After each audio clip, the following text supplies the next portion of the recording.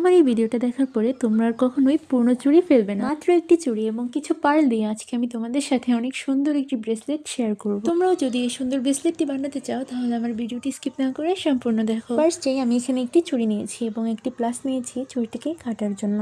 এখন আমাদের লাগবে পার্ল। আমার কাছে পার্ল ছিল না, এই জন্য আমি আমার কানের দুল কেটে ফেলেছি।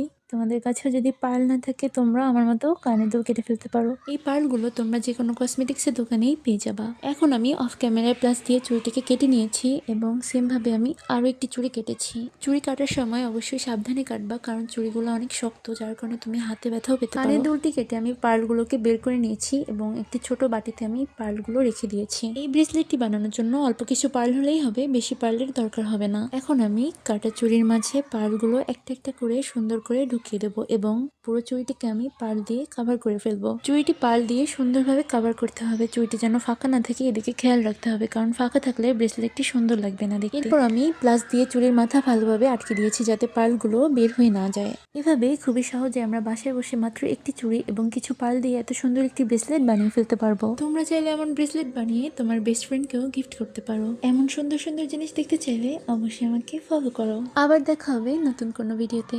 আজকের মতো টাটা, থ্যাংকস ফর ওয়াচিং।